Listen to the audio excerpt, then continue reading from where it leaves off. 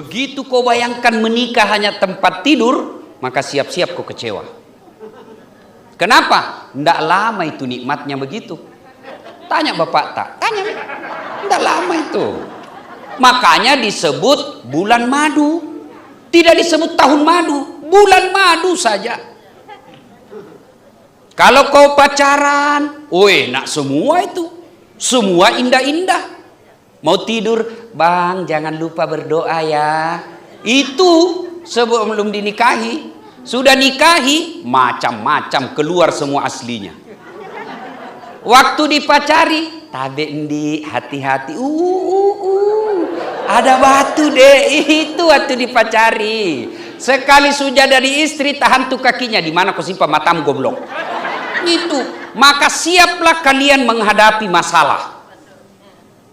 Jangankan kita manusia milenial seperti Adinda, Nabi aja kurang apa Nabi ibadahnya?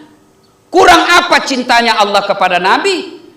Nabi Isra Mi'raj bukan Nabi yang pertama salam, Allah dulu yang bersalam kepada Nabi karena cintanya Allah. Assalamu alayka ayyuhan nabiyyu wa rahmatullahi wa barakatuh. Itu cintanya Allah kepada Nabi. Tapi apakah Nabi tidak ada masalah rumah tangga? Penuh dengan masalah. Masalah apa? Dengar adek, calon pengantin. Satu, masalah yang pertama kau hadapi, kesetiaan. Apalagi kalau istrimu cantik. Masalah.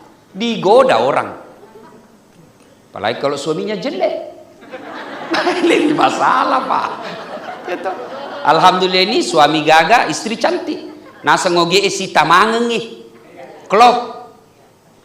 Tapi apakah istri cantik, suami cantik tidak masalah? Masalah, digoda orang. Berarti bagus kalau istri jelek. Kita lagi yang malu jalan sama dia. Juluan aja deh, nanti kita ketemu. Nah, nikah kesetiaan pasti. Apalagi kalau suaminya pejabat. Apalagi kalau suaminya orang kaya, makin banyak masalah. Masalahnya adalah bukan suamimu, tapi bagaimana kau jaga suamimu. Suami cakep, pejabat, orang kaya, makin sulit menjaganya. Bagaimana cara menjaga suami, Ustaz? Apakah setiap saat video call? Pak, di mana kok? Di kantor. Jengkel itu suamimu kok kalau sebegitu. Kau pikir dia tahanan kota? Ada juga perempuan begitu. Dia kira kita ini perampok. Sedikit-sedikit periksa HP. Bagaimana kau tidak dibohongi kalau setiap saat kau terperiksa HP tak? Sampai di kantor suaminya baik-baik duduk. Pasti ada lagi sekretarisnya. Pasti ada lagi. La haula wala quwwata illa billah. Lalu bagaimana menjaga suami? Jaga hatinya. Fisiknya kau jaga, cerdas kau periksa HP-nya, 10 HP-nya. Lalu bagaimana cara menjaganya? Jaga hatinya. Bagaimana? Buat dia terpesona dan jatuh cinta sepanjang saat. Gimana caranya Ustaz? Bukan cantiknya. Tapi apa? Ketentraman jiwanya pelihara. Ibu cantik, tapi kasar ngomong, lewat. Jangan ketawa, saya serius ini bu. Lalu bagaimana kalau saya mau jaga suamiku Ustaz? Saya khawatir dia di tempat mana. Jangan kau tanya kamu di mana. Nggak mau itu laki-laki. Apalagi orang Bugis. Nggak senang itu kalau mau pergi ditanya. Pacila kalakai. Coba itu tradisi kita orang Bugis. Kalau mau pergi kerja ditanya sama istrinya. Kalau kega, pacila kalakai mana nih? Iya. Lalu gimana caranya? Telepon tidak ditanya. Tapi apa? Pak, jangan menghalalkan segala cara. Bapak ini peluang maksiat. Tapi jangan cemas, saya di rumah mendoakan Bapak. Pak, rezeki sudah ditentukan. Bukan bagaimana kita bekerja, tapi bagaimana kita mencari ridha Allah. Bapak jangan menghalalkan segala cara. Rezeki datang dari Allah. Baru saja saya doakan Bapak dalam sholat duha. Mudah-mudahan Allah mudahkan segala urusan bapak di kantor. Salam sayang selalu dari istrimu di rumah. Oh, itu biar kau tidak cari, dia akan tentram jiwanya. Siang gelisah lagi, di mana ini suamiku? Telepon lagi.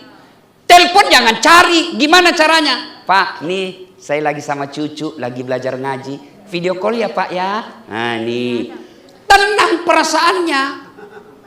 Sore telepon lagi. Pak, ini saya lagi tadarusan, saya lagi belajar ngaji. Bapak gimana di kantor?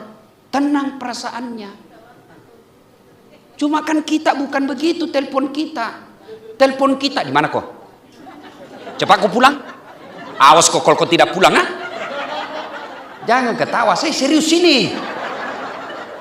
Inilah ibu-ibu, dia marah kalau suaminya selingkuh, dia marah kalau suaminya kawin lagi, tapi dia tidak tahu jaga suaminya.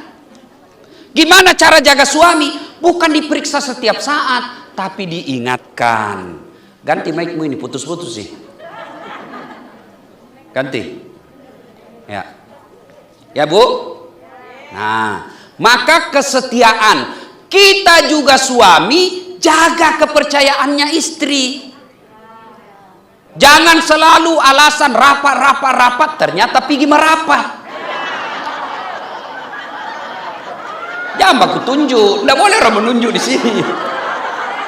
Coba, Dek, ini calon pengantin, ya. Ini Pak Bupati. Waktu menikah kita dulu, coba lihat itu cerita. Sudah sarjana, hidungnya sudah lengkap, telinganya sudah lengkap, ibunya sudah ajari halal haram, ibunya sudah ajari baik dan salah, bapaknya sudah didik dia. Kita terima beres. Berpuluh-puluh tahun dididik orang tuanya. Tiba-tiba kenal laki-laki yang baru 2 bulan. Kenal laki-laki yang baru 2 bulan. Orang tuanya tidak tahu siapa ini laki-laki. Tapi karena anaknya cinta kepada laki-laki tersebut, apa kata bapaknya? Terserah nak, yang penting kau bahagia. Dia serahkanlah anak gadisnya bulat-bulat. Dan kita nikahi perempuan itu, coba kita lihat. Lillahi ta'ala. Dengar besok akad nikahnya. Saudara, saya nikahkan kau dengan anak gadisku. Tunai karena? Bukan tunai karena Jokowi. Bukan. Tunai karena Allah. Siapa yang kita jadikan jaminan? Allah. Kita ambil anaknya orang. Mereka besarkan, mereka didik, kita terima beres, kita tinggal nikahi. Itu pun cuma bawa duit berapa puluh juta. Bulat-bulat kita ambil anak gadisnya orang. Lalu kita hianati, kita sakiti. Pantas 30 tahun kau cari nafkah tidak bisa lepas dari kredit. Kenapa? Karena kita hianati istri. Coba lihat nih kasihan istri-istri kita nih. Siapa yang buat dia tua? Suaminya. Maka saling menjaga, saling memelihara adalah untuk mempertahankan kesetiaan masing-masing. Tidak boleh setia hanya dituntut satu pihak. Kemarin beberapa saat yang lalu, dia 2 hari yang lalu di Bandara Kendari, ada ibu-ibu kasihan jual-jual, usianya sudah hampir 70 tahun, jual-jual Indomie saja. Ustadz, suamiku pencemburu. Bagaimana ini Ustadz? Padahal saya cuma dapat cari kerja di sini. Saya bilang, Ibu, selama suami rida Ibu cari nafkah, boleh. Rida Ustadz, cuma dia tukang cemburu. Resepnya, Ibu yakinkan bagaimana suami tidak cemburu. Dia tetap cemburu Ustaz, meskipun tidak ada apa-apa. Jadikan cemburunya sebagai ladang amal buat ibu untuk bersabar. Dia ngomel Ustaz, jadikan dia sabar. Ya, suami juga begitu. Istri pencemburu, cemburu buta. Resep menghadapinya adalah yakinkan saya tidak kemana-mana. Maka saya mamanya cek, saya bilang, ini jadwal acaraku 4 hari saya keluar, lihat ini dari tanggal sekian segini, ini. Jangan lagi telepon saya kalau tidak darurat. Insya Allah saya tidak akan mesum. Insya Allah saya tidak akan kecewakan kamu. Saya bekerja, pergi menyebarkan agama. Kalau kau sabar di rumah, dakwaku, langkah kakiku, capekku jadi amal karena kau ikhlaskan suamimu. Begitu ibu-ibu. Pergi saja Pak, biarkan capek, biarkan lelah. Saya bersabar, sabarku insya Allah jadi amalku nanti di akhirat. Insya Allah tidak ada godaan sudah kalau begitu. Kesetiaan. Yang kedua, karena waktu terbatas. Ekonomi. Adindaku, tidak usah cemas soal ekonomi. Saya tadi masuk rumah, saya bilang, Bade, kalau besar begini rumah sudah takut saya mati. Coba, saya sudah keliling-keliling ceramah, Pak, memang jarang rumah sebesar begini. Tentu insya Allah Dinda, kau tidak akan sengsara dari ekonomi. Tidak mungkin dibiarkan Bapak tak Pak Nurdin Halid sengsara, tidak mungkin. Ya, itu namanya orang tua. Lebih baik dia tidak makan daripada anaknya yang tidak makan. Itu orang tua. Jadi tidak usah cemas soal ekonomi. Lalu masalahnya, apakah uang banyak? Apakah rumah besar begini? Apakah ekonomi yang berkecukupan? Jaminan rumah tangga bahagia? Kira-kira, apakah itu jaminan rumah tangga bahagia? Demi Allah bukan yang banyaknya. Demi Allah bukan berlimpahnya. Tapi kalau soal ekonomi, jaminan kau bahagia, rasa cukupnya. Rasa cukupnya. Kalau kaya, banyak duit, rumah mewah, tidak punya rasa cukup, biasanya malah berujung perceraian. Kalau uang banyak membuat rumah tangga tangguh, maka tidak ada rumah orang kaya yang bercerai. Tapi pelajaran kita lihat berapa banyak orang kaya, miliarder, pejabat tinggi, tokoh masyarakat, tidak ada bahagia anak-anaknya. Kenapa? Karena dia tidak pernah merasa cukup. Jadi resep soal ekonomi, rasa cukup. Mana prakteknya? Contoh aja ini ya. Kalau gaji suami cuma 5 juta, sabun mandimu jangan macam-macam. Kan ibu-ibu sekarang modern, Pak. Lain sabun mukanya, lain sabun keteknya, lain sabun Nah saya sabun cole aja sudah semua ini sudah satu badan. Lain lagi samponya, lain kondisionernya, lain pelicinnya. Gajinya suamimu 5 juta, pasti kau menderita. Ya, ini yang membuat kita miskin, tidak merasa cukup. Kalau suamimu gajinya cuma 5 juta, ndak usah kau pakai HP yang 4 kameranya. Kau mau apa 4 kameranya? Nah 1 di suamimu. Kecuali 4 istri ya, 4 kameranya. Istri pertama kamera 1, istri kedua kamera 2. Ya cuma 1 istri ngapain 4 kamera? Jangan ketawa, saya serius ini Bu. Mau lagi contoh yang namanya tidak mensyukuri, ya? Tidak pernah merasa cukup. Coba lihat lagi. Gajinya suaminya cuma 5 juta. Lagi merintis dia berumah tangga. Pak, belikan saya kasihan jilbab. Ya namanya suami, ya dibelikanlah jilbab. Sudah punya jilbab, selesai masalahnya. Muncul masalah baru. Pak, masa jilbabku tidak sesuai warnanya tasku? Ah, muncul beli tas. Sudah beli tas, selesai. Nah bilang, masa jilbab sama tas tidak serasi dengan sepatu? Muncul lagi, beli lagi sepatu. Sudah dilengkapi semua. Nah bilang, masa cuma 1 pasang setiap pengantin itu terus saya pakai? Coba. Inilah yang disebut tidak merasa cukup.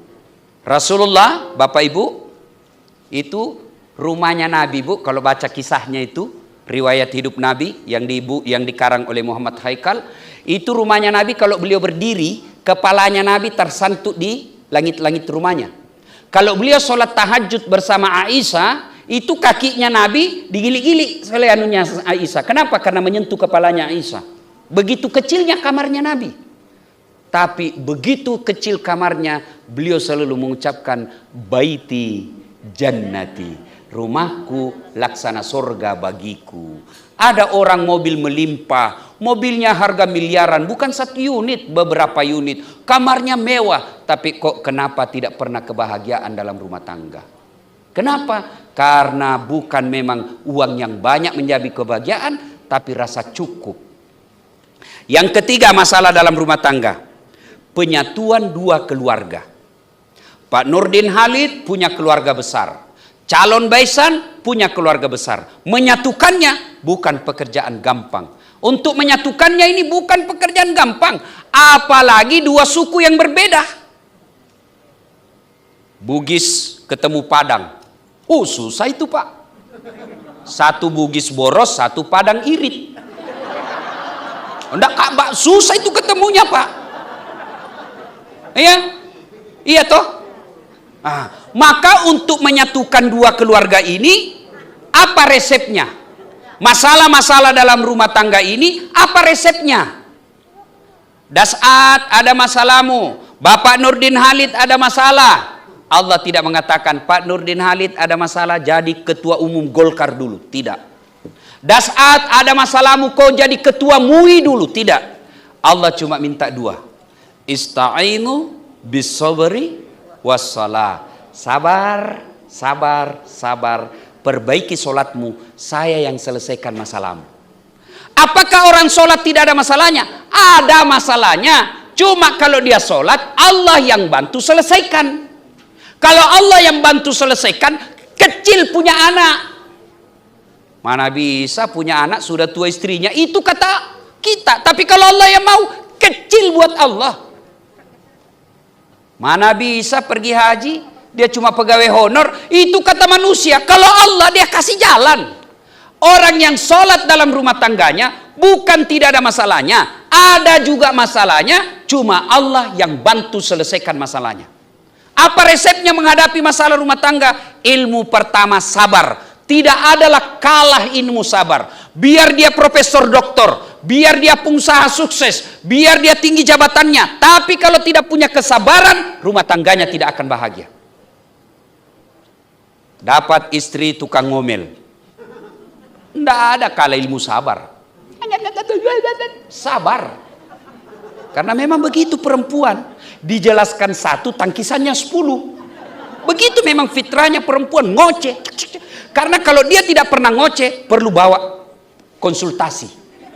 Ada kelainan itu kalau ada perempuan tidak suka ngoceh. Memang sudah begitu fitrahnya. Maka Nabi katakan, itu perempuan gampang sekali masuk surga. Kalau dia mampu kendalikan mulutnya, gampang dia masuk surga. Maka rumus menghadapi, adek nanti dapat istri, rumus menghadapi kalau istri ngomel, sabar. Bagaimana itu sabar? Diam. Apalagi kalau dia sudah bilang pokoknya, diam aku saja. Tidak masuk media kalnya itu, diam saja. Saya biasa kalau marah-marah, sudah sayang, sudah masih marah, saya buka baju baru saya joget. Berhenti dia marah, Pak. Tapi kalau ego masuk, saya yang anak bangsawan, saya yang kaya, saya yang pejabat, saya yang punya duit, dia saya ingat, saya ambil gini, nasa ngogi, utok mo iko, ite mau pendek derajatmu, tiba-tiba kau mengatur saya. Oh, setan itu sudah ngomong begitu. Maka ngomelnya dia, jadikan ladang amal buat sabar. Begitu juga ibu. Kalau suami tukang marah, suami kasar ngomong, jadikan kasarnya sebagai amal. Gimana caranya? Sabar. Tidak ada sudah kalah itu ilmu sabar. Nah, yang berikutnya, cara menghadapi masalah ini. Setelah tingkatkan kesabaran, apalagi? Perbaiki sholat. Kenapa ya rumah tangga saya tidak pernah bahagia? Sudah punya anak, rumah bagus, punya jabatan. Kok rasanya saya tidak punya suami. Rasanya kok tidak ada istri saya. Tidak usah cari kambing hitam. Tidak usah konsul kiri kanan. Lebih baik periksa sholatnya. Mohon maaf ibu-ibu paling banyak tidak sholat kalau ada acara seperti ini. Gara-gara apa? Make up. Coba maki. Untungnya sekarang sudah pakai masker. Jadi lebih praktis. Tidak perlu pakai lipstick, tidak perlu kiri kanan. Kan rugi-rugi ditutup juga begini. Lebih ekonomis sekarang. Saya juga terselamatkan dengan masker ini. Kenapa? Tidak kelihatan hidungku yang pesek. Ya? Nah ibu-ibu, sabar, kemudian sholat disempurnakan. Bagaimana kalau mau pergi pengantin Ustadz? Nah kita harus dandan. Boleh. Kalau ibu dandan supaya suami bangga, itu pahala. Berdandan untuk menyenangkan suami, pahala. Dengan catatan jangan sampai tidak sholat. Bagaimana caranya Ustadz? Ibu wudhu dulu. Sudah wudhu dandan. Sudah dandan tahan kentut. Karena biar ibu sudah wudhu kentut batal. Dia bilang sedikit aja keluar Ustaz, nggak habis biar. Nah, cek dia menjadi masuk yestas dia ada capu, bahala. Ya, nah itu. Bagaimana kalau di pengantin Ustaz? Karena alhamdulillah sekarang tidak ada lagi jabat tangan kan? Nah, tidak ada lagi karena ada corona. Kalau nanti lepas corona jabat tangan, berbeda pendapat ulama. Syafi'i batal wudu. Imam Ahmad selama tidak nafsu tidak batal. Ya, saya wasiatkan kepada adindaku besok, jangan sampai besok gara-gara make upnya istri tidak sholat duhur dan tidak sholat asar. Ingatkan baik-baik. Jangan sampai kita awali rumah tangga, satu di antara kita sudah tidak sholat. Bagaimana mau baik awalnya kalau perjalanannya kalau awalnya kita sudah lupa sholat? Ya? Nah, bagaimana caranya? Ingatkan itu salonnya. Kasih wudhu dulu istriku, baru dia dandan. Ya? Nah, kapan lagi ibu-ibu banyak tidak sholat? Kalau selesai haid. Gratis 5 hari, dia tambah 2. Dia bilang suaminya, biasanya cuma 5 hari bu. Dia bilang, masih ada sedikit-sedikit. Belum bersih nih. Sekali dia bilang suaminya, kau bohong ya? Dia bilang, apa bohong? Saya kasih lihat kau. Ibu ketawa karena pernah begitu kan? Dulu waktu pengantin baru. Nah, bagaimana nanti ini pengantin baru? Nanti paling banyak tidak sholat subuhnya. Nah, berikutnya, menghadapi masalah. Birrul walidain, berbuat baik sama orang tua. Dinda, ini luar biasa acara kita. Ini Das Latif yang hadir. Nggak gampang bos. Betul, ngantri acara pak. Kira-kira saya datang karena Adinda yang undang? Bukan, karena Pak Nurdin Halid yang WhatsApp saya, toko dari Sulawesi. Berarti ini acara mewah bukan karena kita dia lihat deh, bukan. Tapi apa? Ibu bapaknya. Maka pantas orang yang sudah menikah menelantarkan orang tuanya, banyak duitnya, mewah rumahnya, tidak bisa bahagia. Kenapa? Orang tuanya dia hina. Maka besok-besok sudah menikah dek, jangan sekali-kali kamu berkata pilih bapakmu atau saya suamimu. Tidak boleh berkata begitu. Begitu juga ibu-ibu. Jangan pernah berkata, kau pilih nih istrimu atau mamamu yang sudah tua. Pret. Mana bisa pertanyaan begitu dijawab? Satu istri yang melahirkan anak, satu ibu yang melahirkan kita. Ini kan biasa ibu-ibu kalau marah bertanya begitu. Beleng-beleng. Ibu, yang pernah bilang begitu. Saya mau tanya ini. Bu, pernah merasakan hamil? Susah enggak? Apalagi kalau mau duduk standar samping. Pernah rasakan susahnya melahirkan? Mana enak melahirkan. Nggak mentang-mentang istri Nurdin Halid orang kaya keluar kok nak? Nggak, setengah mati juga. Iya toh? Iya. Pernah merasakan menyusui? Ibu Andi pernah merasakan menyusui?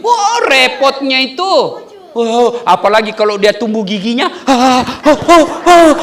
Kok gigi saya nak? Apa dia tempeleng? Kok gigit saya? Tidak. Dia siang anaknya, malam bapaknya lagi. Coba, tuh repotnya jadi istri. Iya toh? Nah, saya tanya sekarang ibu, siapa yang menghamilkan suamimu? Siapa? Mamanya. Siapa yang lahirkan? Mamanya. Siapa yang susui? Siapa yang ngajari makan? Siapa yang ngajari jalan? Siapa yang ngajari halal haram? Mamanya. Sekarang siapa yang terima gajinya suamimu? Istrinya. Mana pernah dikasih mamanya gajinya? Enggak, istrinya dia kasih bulat-bulat gajinya. Nanti ada lebih-lebihnya baru dia kasih mamanya. Itu pun sembunyi-sembunyi karena takut sama kau.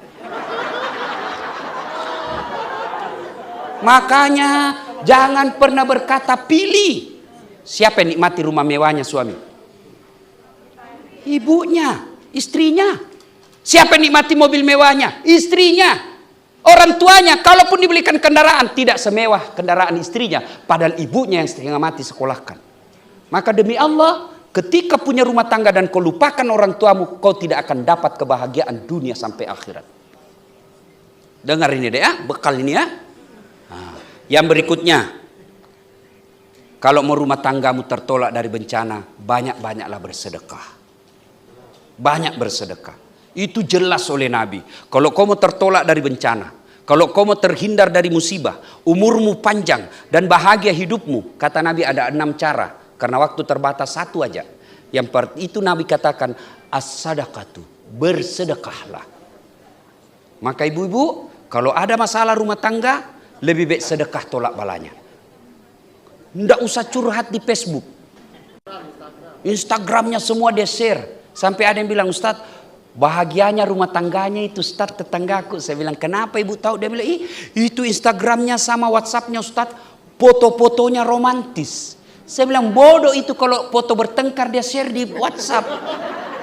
Pastilah yang baik-baik. Apalagi kalau ibu sudah 20 tahun suami istri, suamimu tidak pernah pasang foto di medsos, tiba-tiba dipasang, hakul yakin pasti pernah melanggar baru-baru. Ya. Nah, ibu bapak saudara-saudara sekalian, itu soal nasihat pengantin. Buat nasihat kita ini besok.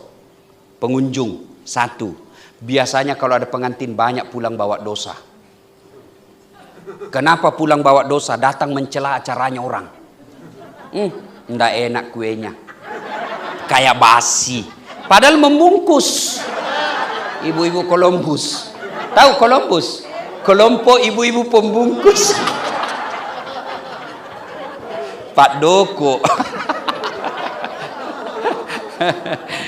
Ya, jangan mencela acaranya orang. Ya. Ibu-ibu yang kaya, silakan pakai berliannya, silakan. Allah kasih, tapi jangan kau cela orang miskin. Ya lihat. Kenapa? Palsu. Cuma itu. Dia enggak cerita tapi matanya dong. Jadi nak kopi itu. Ibu ketawa karena begitu toh. Kelakuannya semua ini ya.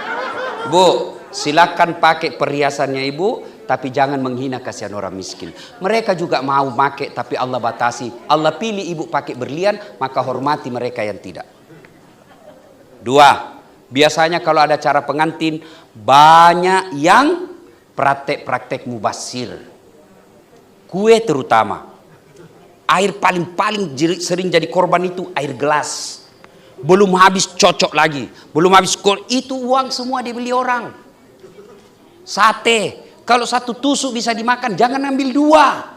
Karena kalau sudah keluar itu dan disimpan di piring, berhenti kau makan, sudah jadi sampah itu. Padahal itu duit. Lebih tambah daripada ambil sisa. Sisa itu praktek perbuatan setan. Kita praktek nanti kalau makan. Ya. Yang ketiga, biasanya kalau ada acara begini banyak yang tidak sholat. Tolong nanti ini, tolong ibu-ibu terutama, sholat ibu. Jangan sampai acaranya orang tidak berkah gara-gara tamunya tidak sholat. Yang keempat, biasanya kalau ada acara begini banyak tersinggung pulang. Kenapa dia tersinggung pulang? Merasa tidak dilayani dengan baik. Mana kasihan Pak Nurdin Halid bisa tamunya dihormati, dilayani semua. Ini ratusan tamu. Dia pulanglah ke Bone. Dia namanya lo beting. Tidak mau lagi saya ke sana, setengah mati saya perjalanan ke sana, pesawat, pakai beli baju baru lagi, tidak kena kamera, gara-gara syuting nggak leceh.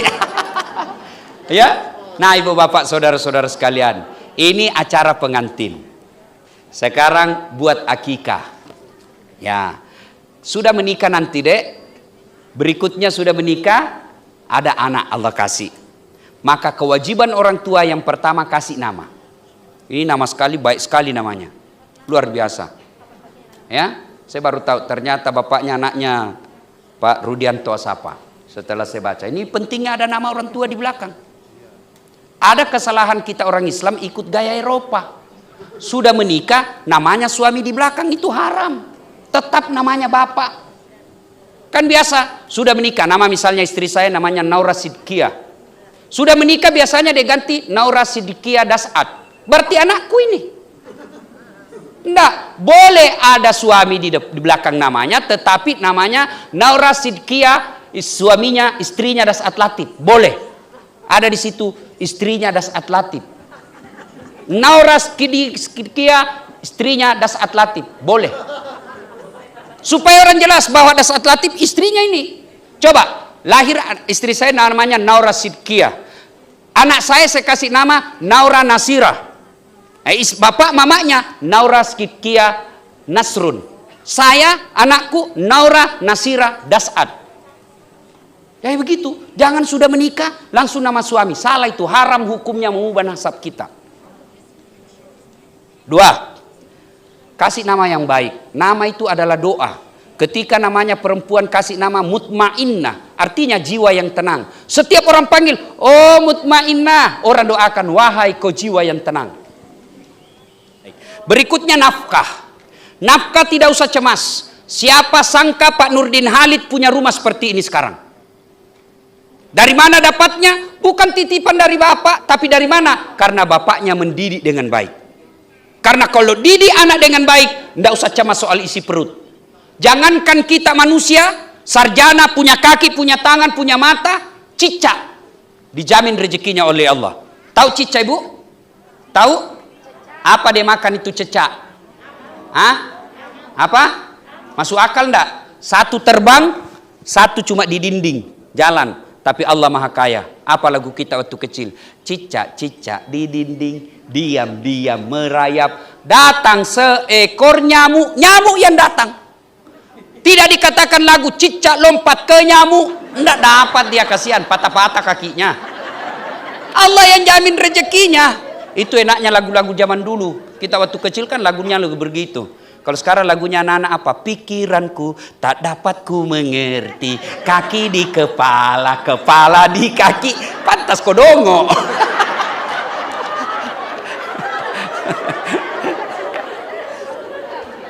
Yang ketiga, kewajibannya nanti kalau punya anak, ya, orang tua ini yang hakiki anaknya, mendidik anak. Silakan Bapak baca psikologi pendidikan, silakan baca riset dari Australia, Amerika, Afrika, silakan. Tapi keliru kalau mendidik anak tidak membuka Al-Quran. Allah titipkan satu surah, metode dan tata cara mendidik anak, yaitu surah Luqman. Baca itu, jelas di situ poin-poinnya. Satu, anak diajari dengan la tusyrik billah, jangan kau serikatkan Allah. Maka segini ini anak-anak kecil-kecil begini kan, dia senang dengar lagu. Maka ajari lagu Islam dengan lagu. Tuhan saya Allah, Allah Tuhan saya, kalau bukan Allah, bukan Tuhan saya. Dari lagu kita tahu akidah. Nah, ibu bapak saudara-saudara sekalian, dan pada akhirnya semua ini bisa terwujud kalau kita dapat hidayah dari Allah Subhanahu wa ta'ala. Bagaimana cara memperoleh hidayah? Harus kita jemput, harus kita minta, dan itulah kekuatan doa.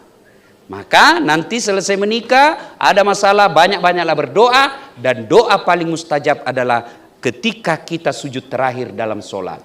Alhamdulillah ini semua ibu-ibu rajin berdoa. Bahkan dalam 1 jam dengar ceramah ini banyak doanya. Tapi sayang 1000 sayang, doanya di status. Ya Allah lindungi suamiku.